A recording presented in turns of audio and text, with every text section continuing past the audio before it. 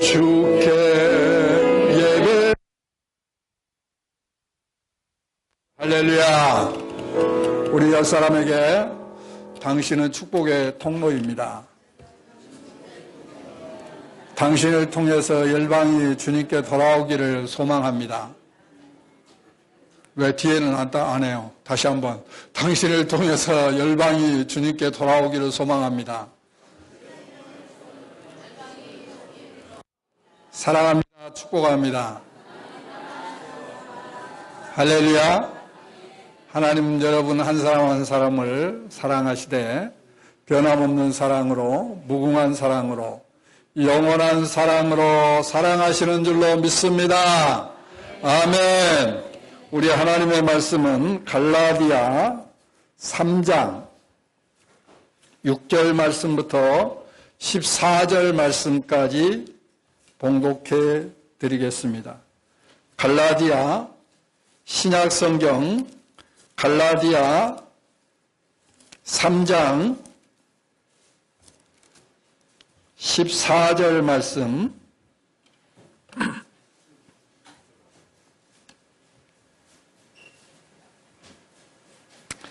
6절 말씀부터 14절 말씀까지를 봉독해 드리겠습니다. 아브라함이 하나님을 믿음에 그것을 그에게 의로 정하셨담과 같으니라. 그런즉 믿음으로 말미암은 자들은 아브라함의 자손인 줄 알지어다. 또 하나님이 이방을 믿음으로 말미암아 의로 정하실 것을 성경이 미리 알고 먼저 아브라함에게 복음을 전하되 모든 이방인이 너로 말미암아 복을 받으리라 하였느니라. 그러므로 믿음으로 말미암은 자는 믿음이 있는 아브라함과 함께 복을 받느니라. 무릇 율법 행위에 속한 자들은 저주 아래 있나니 기록된 바 누구든지 율법책에 기록된 대로 모든 일을 항상 행하지 아니하는 자는 저주 아래 있는 자라 하였음이라. 또 하나님 앞에서 아무도 율법으로 말미암아 의롭게 되지 못할 것이 분명하니 이는 의인은 믿음으로 살리라 하였습니다.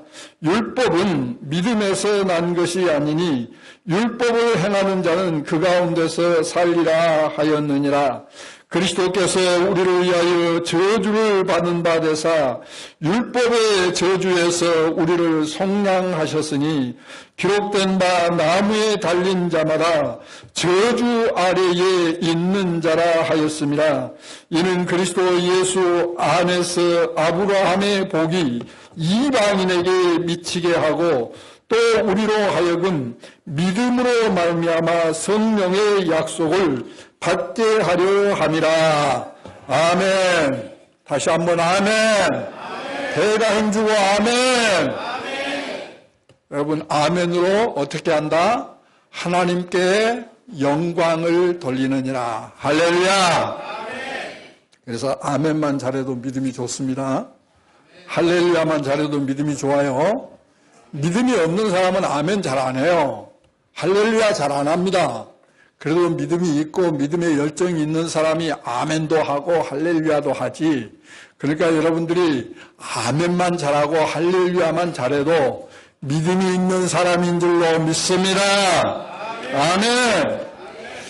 우리는 매 주일마다 당신은 언약 안에 있는 뭐예요?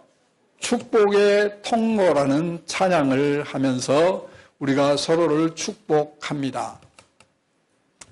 당신은 언약 안에 있는 축복의 통로라는 것은 바로 내가 축복의 통로로 부름을 받았다라는 거죠.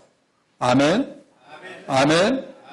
여러분 하나님께서 아브라함을 부르시고 그 아브라함을 축복의 통로로 세우셨습니다. 하나님이 아브라함을 부르시고 뭐라고 말씀하셨습니까? 너는 고향을 떠나라. 친척을 떠나라. 아버지 집을 떠나라. 그리고 내가 내게 지시할 땅으로 가라. 그리하면 내가 너에게 복을 주고 큰 민족을 이루게 할 것이다. 뿐만 아니라 너로 인해서 모든 민족이 복을 받게 될 것이다. 너를 축복하는 자가 내가 축복을 하고 너를 저주하는 자를 내가 저주하겠다. 이러면서 하나님께서 아브라함을 축복의 통로로 부르셨다라는 겁니다. 아브라함만 축복의 통로로 부른 것이 아니라 오늘 저와 여러분을 하나님께서 축복의 통로자로 부르신 줄로 믿습니다. 아멘. 그래서 오늘 본문은 이 아브라함이 믿음으로 말미암아 의롭다함을 얻었다라는 말씀을 하고 있습니다. 우리 13절을 같이 한번 볼까요? 13절 말고요. 6절 말씀. 그리스도 예수 안에서 제가 한 장이 바람에 넘어갔어요. 6절 말씀을 보면 아브라함이 하나님을 믿음에 그것을 그에게 의로 정하셨담과 같으니라 라는 말씀을 합니다. 아브라함이 믿음에 그 아브라함을 의롭다라고 하셨다 그런 말씀이에요. 뭘 믿었냐면 아브라함이 75세에 하나님 앞에 부름을 받았는데 그에게는 자녀가 없었습니다. 자녀가 없었는데 하나님께서 말씀하시기를 너로 인해서 큰 민족을 이루게 하겠다라는 말씀을 했어요. 여러분 자녀가 없는데 어떻게 큰 민족을 이루겠습니까? 그래서 하나님께서 이제 내가 너를 자녀를 주겠다라는 약속이죠. 그래서 너를 통해서 자녀를 주어서 큰 민족을 이루어 주겠다 이런 말씀을 하셨어요. 몇 세에 부름을 받았다고요? 75세에. 75세면 아이를 낳을 수 있나요? 물론 그때 당시는 또 다르다라고 생각할 수가 있겠죠. 그럼에도 불구하고 아이를 낳을 수 있는 그런 이제 나이가 지난 거죠. 그런데도 하나님께서 이제 너를 통해서 큰 민족을 이루고 너를 축복의 통로로 이제 삼겠다라는 말씀을 했다라는 겁니다. 그리고 어느 날 환상 중에 하나님께서 아브라함에게 찾아왔죠. 아브라함에게 찾아오신 하나님께서 나는 너의 큰 상급이다. 이런 말씀을 하는 거예요. 그러니까 아브라함이 하는 말이 하나님, 내 상속자는 엘리에셀입니다. 왜냐하면 아직까지 하나님이 자녀를 준다고 해놓고 주지 않으니까 이제는 내 상속자는 엘리에셀입니다. 내가 이제 종으로 삼고 있는 엘리에셀입니다. 그러니까 하나님께서 아니다. 내 몸에서 태어날 씨가 내 상속자가 될 것이다. 이런 말씀을 하셨어요. 그리고는 아브라함을 데리고 밖에 나가서 저 무별을 바라보라. 그러니까 그 별을 바라보면 지금이야 우리가 너무 이제 이 공기가 안 좋아가지고 너무 그냥 미세먼지지 뭐 황산이 너무 환경에 문제가 생겨가지고 요즘 우리가 이 무더위를 지내야 하는 이유도 환경이 파괴돼가지고 오존층으로 인해서 이 얼음이 다 녹아버려가지고 그래서 우리가 이 무더위가 더 계속 된다고 하지 않습니까?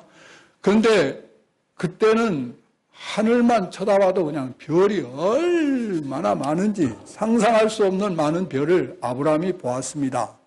그러니까 하나님께서 하시는 말씀이 저 무별을 셀 수 없는 것처럼 내가 내 자손을 그렇게 해주겠다. 그런 말씀을 했어요. 그러니까 아브라함이 그 하나님을 믿었다라는 거예요. 그래서 그 믿음으로 그래서 하나님이 아브라함을 의롭다라고 하셨다라는 거죠. 아멘. 그래서 아브라함이 믿음으로 의롭다함을 받았다라는 말씀을 오늘 본문에서 지금 말씀하고 있는 겁니다. 따라서 아브라함의 믿음에 대해서는 우리가 로마서 우리 같이 한번 볼까요? 4장 17절로 25절까지 우리 함께 합독을 하겠습니다. 다 같이 시작. 기록된 바 내가 너를 많은 민족의 조상으로 세웠다 하신가 같으니 그가 믿은 바 하나님은 죽은 자를 살리시며 없는 것을 있는 것으로 부르시는 이시니라. 아브라함이 바랄 수 없는 중에 바라고 믿었으니 이는 내 후손이 이같으리라 하신 말씀대로 많은 민족의 조상이 되게 하려 하심이라. 그가 백세나 되어 자기 몸이 죽은 것 같고 사라의 태가 죽은 것 같음을 알고도 믿음이 약하여지지 아니하고 믿음이 없어 하나님의 약속을 의심하지 않고 믿음으로 견고하여져서 하나님께 영광을 돌리며 약속하신 그것을 또한 능히 이루실 줄을 확신하였으니 그러므로 그것이 그에게 의로 여겨졌느니라.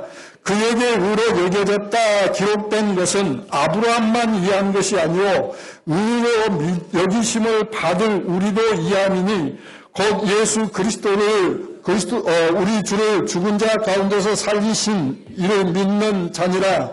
예수는 우리 범죄한 것 때문에 내줌이 되고 또한 우리를 의롭다 하시기 위하여 살아나셨느니라. 아멘.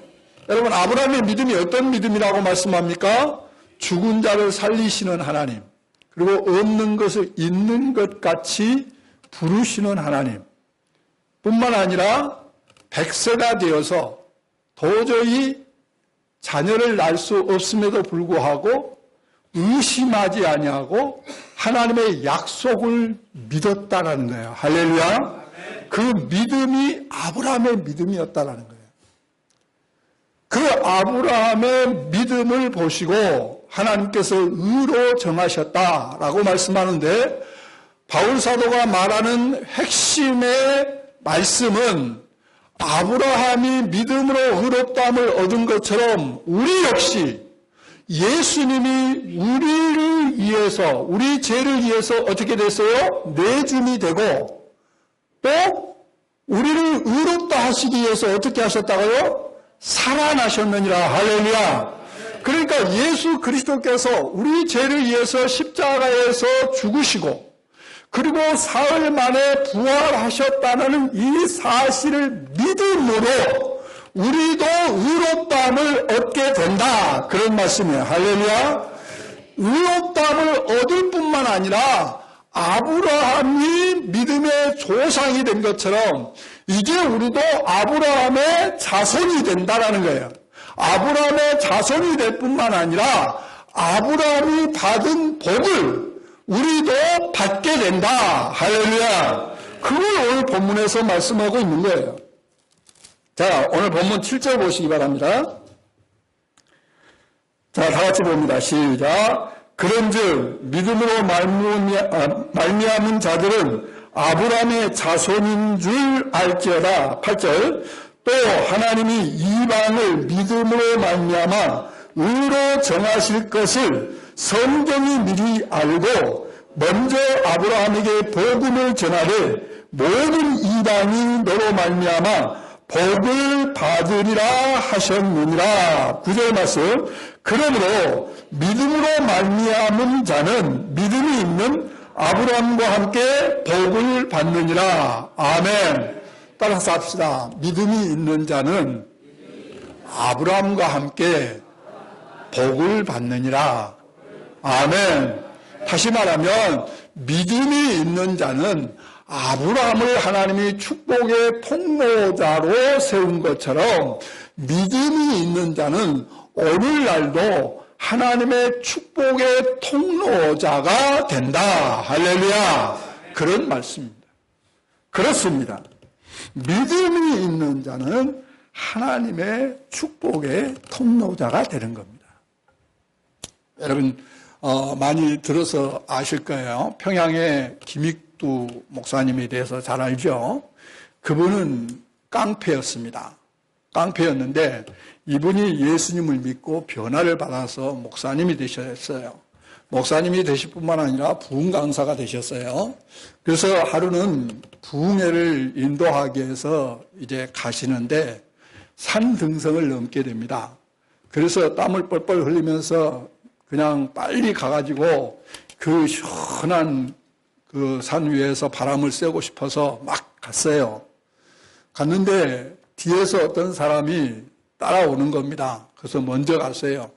근데 이 사람이 좀 술을 좀 잡수시고 이제 와가지고는 산 등성에 딱 그 사람도 도착하더니 그냥 김익두 목사를 그냥 막 두드러 패는 거예요. 그러니까 이 김익두 목사님 왜 패냐고 하니까 왜 나보다 먼저 왔냐는 거예요. 왜 나보다 먼저 왔냐. 그러면서 그냥 때리는 거예요. 그러니까 김익두 목사님이 이런 말을 했대요. 예수님은 내가 믿고 복은 자네가 받네. 무슨 말일까요? 예수님은 내가 믿고 복은 자네가 받네. 그런 말을 하면서 내가 누군지 아는가? 내가 김익두야. 그러니까 깜짝 놀래가지고 무릎을 딱 꿇더니 제발 살려달라고.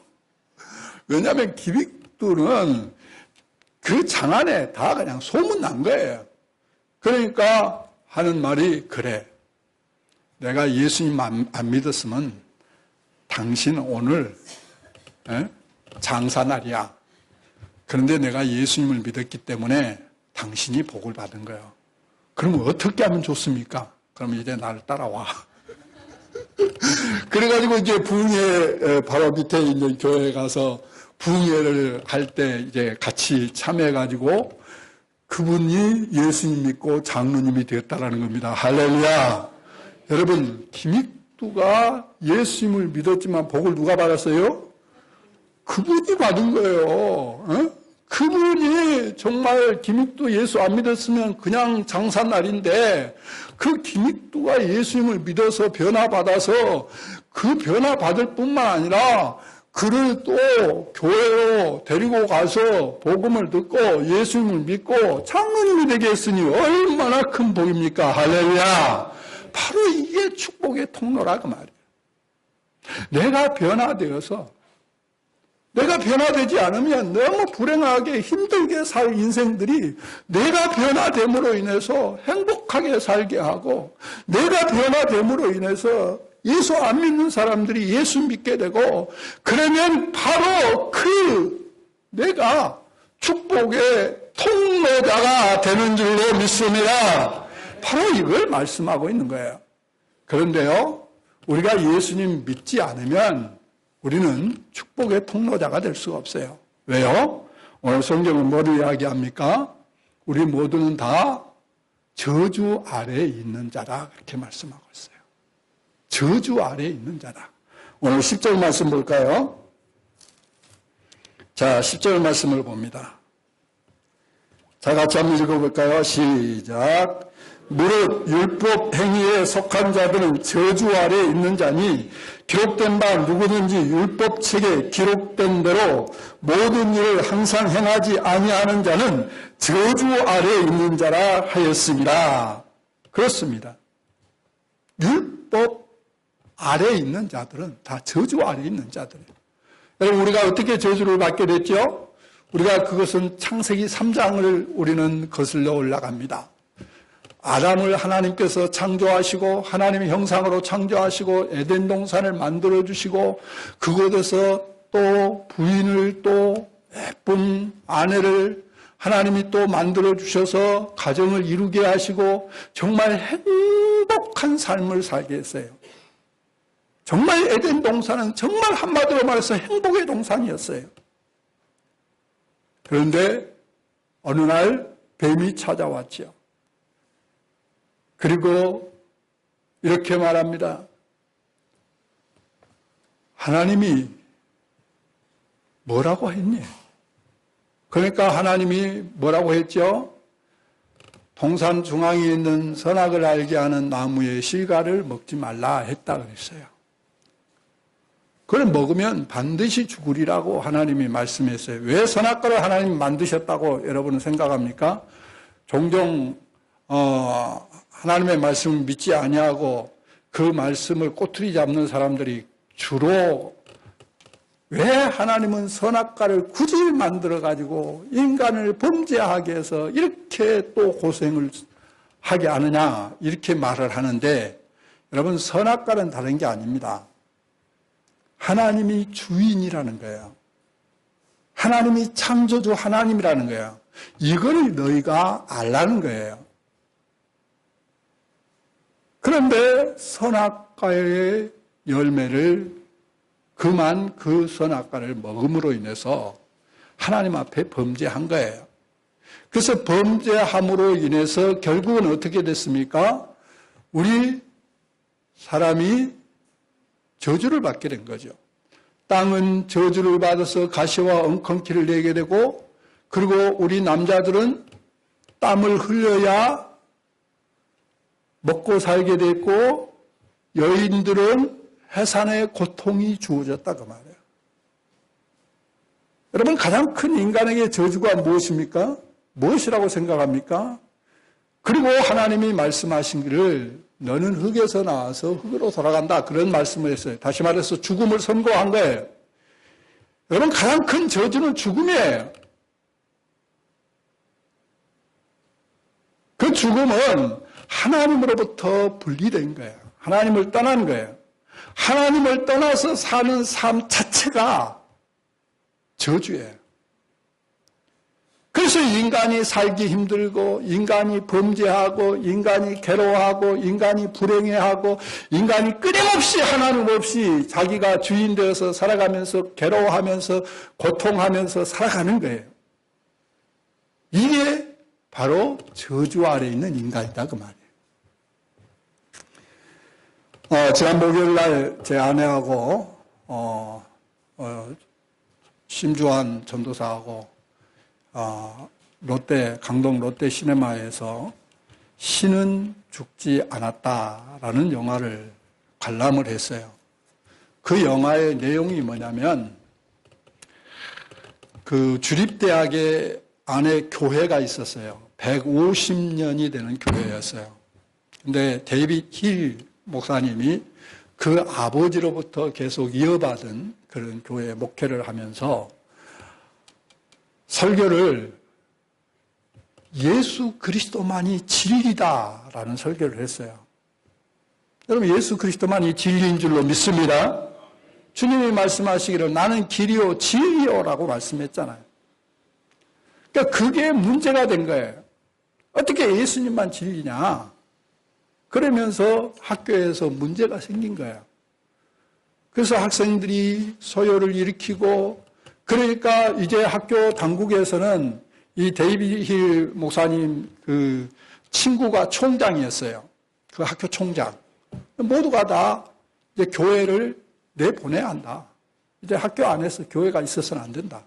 이제 학생들이 이제 문제를 많이 일으키게 되고, 결국은 이제 우리 학생들은 줄어들게 될 것이다. 이렇게 하면서 이제 교회를 이제 학교에서 이제 내보내는 그런 가결을 하게 됩니다. 그렇게 되면서 동시에 학생 하나가 그 교회 반감을 가지고 그냥 돌을 던져가지고 교회 유리창을 깨버리고, 그리고 스위치를 그냥 팍 키는 순간 그냥 불이 확 나면서 화재가 발생하게 돼요. 그러면서 데이비드 친구분이 죽음을 당합니다.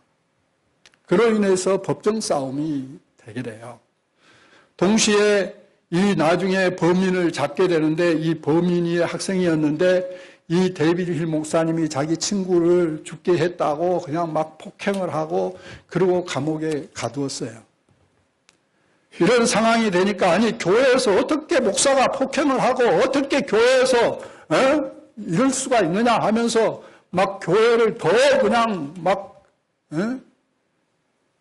학교에서 몰아내야 한다고 하는 편과, 아니 그럼에도 불구하고 교회가 150년 동안 전통 있는 교회인데 어떻게 교회를 철거할 수 있느냐 하면서 서로 찬성표와 반대표들이 막 그냥 데모를 하고 막 싸움이 일어난 거예요. 그때 데이비드 힐 목사님이 하나님 앞에 기도를 하면서 결단을 합니다. 야, 어느 날 이제 모든 이제 반대파와 그리고 지지파들이 함께 모여서 데모를 한다는 그날이 정해졌는데, 그날에 가니까 얼마나 많은 군중들이 모여서 그냥 막 아우성을 치는지. 근데 데이비드 힐 목사님이 결단을 한 것은 뭐냐면, 이제 친구였던 총장하고도 서로 이제 원수가 되어서 그냥 막 그런 가운데 있었는데, 도저히 이래서는 안 되겠다라는 생각을 하고 그 총장 친구를 찾아갑니다. 그러면서 화해를 하게 돼요. 화해를 하면서 총장하고 같이 가가지고 이제 군중들을 향해서 이제 조용히 할 것을 요구합니다. 조용히 할 때 이제 데이비드 힐 목사님이 이런 말을 해요. 내가 우리 친구를 죽게 한 그 학생을 내가 용서하겠다. 그리고 교회는 학교에서 떠나겠다. 다른 데다가 교회를 짓겠다. 그러니 이제 조용해 달라. 이렇게 양보하는 그런 메시지를 전하고, 그리고 촛불을 준비해 가지고 모든 사람들에게 이제 모든 그 피켓을 내려놓게 하고, 그 촛불로 이제 모든 사람들로 하여금 밝히게 해서 그 주제가 신은 죽지 않았다. 어둠 속의 빛이라는 그런 주제였는데, 말 그대로 어둠 속에 빛을 밝히는 그것으로 인해서 이제 영화가 끝을 맺습니다. 여러분, 교회는 어둠 가운데 빛을 밝히는 그런 교회라는 거죠. 그 사명을 다할 때 바로 하나님은 존재하고 계신다라는 것을 증거하는 것이다. 그런 영화의 내용입니다. 저는 그 영화를 보면서 물론 교회가 빛을 발해야 할 사명이 있는 것은 물론이지만, 모든 사람들이 반대하면서 또 지지하면서 모든 사람들이 하나님을 찾고 있다라는 그런 사실을 발견하게 된 겁니다. 여러분, 모든 사람들은 하나님을 찾고 있습니다. 여러분, 모든 사람들은 나름대로 종교를 가지고 있어요.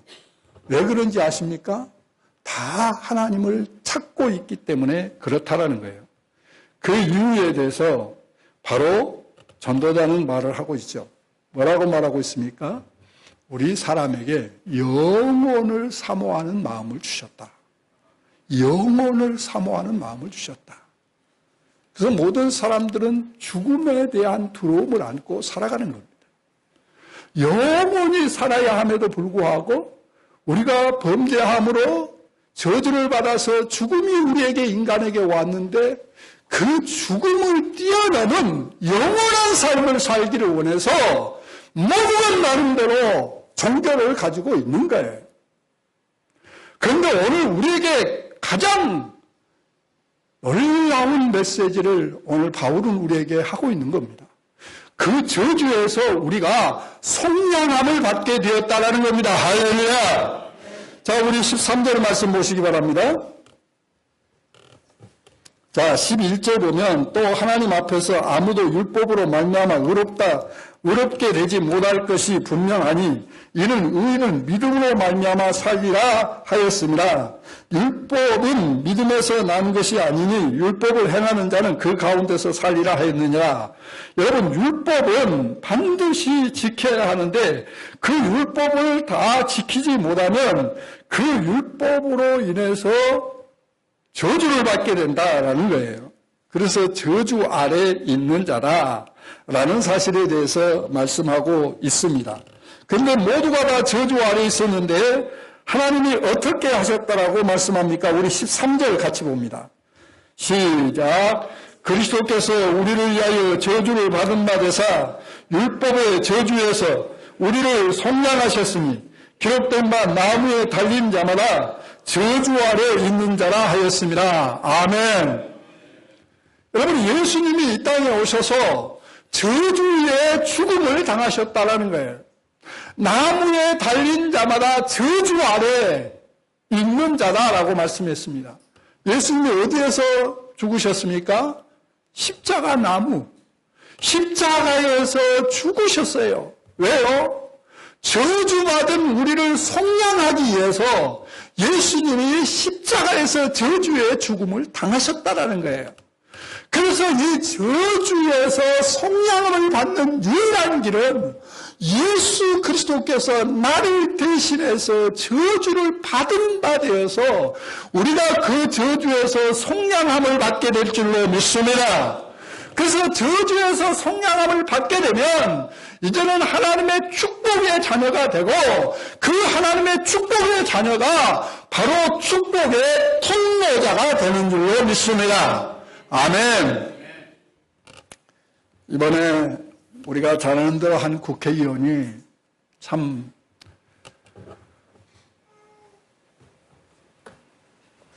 정말 그런 일은 있어서는 안 되는데 그런 비극적인 그런 죽음을 맞고 말았죠. 이건 뭘 이야기해 줄까요?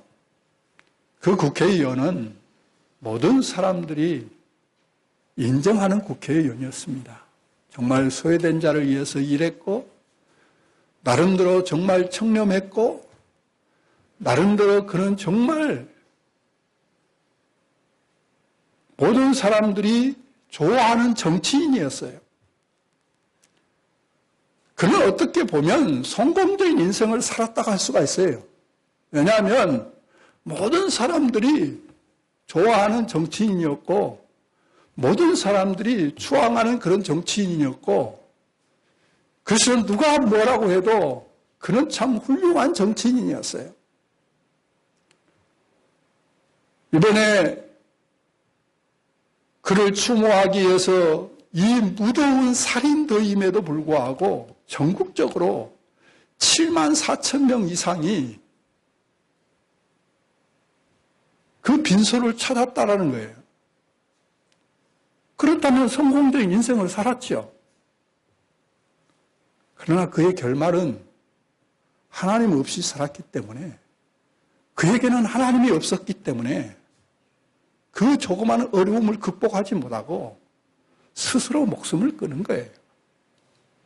이게 바로 하나님 없는 저주받은 인생이라는 사실을 만천하에 알린 거예요. 여러분, 하나님 없이 살아가는 인생은 저주 아래 살아갈 수밖에 없는 거예요.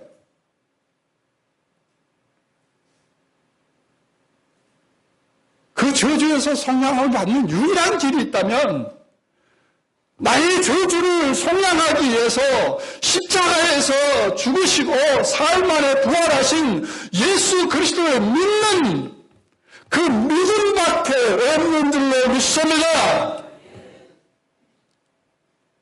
그래서 예수님을 믿는 것이 가장 큰 축복인 거예요. 이 땅에 태어나서 저주받은 인생으로 살다가 영원한 저주의 지옥불에서 고통당하는 인생이 가장 큰 축복이 있다면 예수님을 믿고 그 저주에서 속량함을 받고 축복의 통로자로 살아가는 거예요. 할렐루야.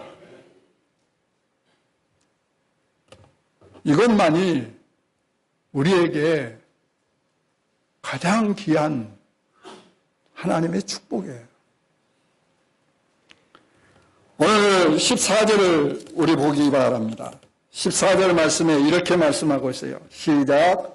이는 그리스도 예수 안에서 아브라함의 복이 이방인에게 미치게 하고 또 우리로 하여금 믿음으로 말미암아 성령의 약속을 받게 하려 하심이라. 여러분, 예수 그리스도를 믿음으로 우리가 이방인임에도 불구하고 우리가 의롭다함을 얻게 되었고 그리고 이제는 저주에서 속량함을 받은 하나님의 축복의 자녀가 되었고 축복의 자녀로 끝나는 것이 아니라 이제는 축복의 통로자로 우리를 부르시기 위해서 성령을 우리에게 보내주셨다는 거예요. 할렐루야. 그 성령이 우리 안에 계시는 거예요. 그래서 우리가 예수님을 믿고 나만 예수님 믿고 구원받고 나만 구원받은 것으로 만족한다면 그는 축복의 통로자가 아니에요. 축복의 통로자는 어떤 사람입니까? 나로 인해서 다른 사람이 축복을 받는 게 바로 축복의 통로자지요. 아브라함을 부르시고 너로 인해서 모든 민족이 복을 받게 될 것이다. 물론 아브라함을 통해서 예수님이 이 땅에 오셔서 예수님을 믿음으로 말미암아 모든 민족이 복을 받겠다라는 그런 말씀이죠.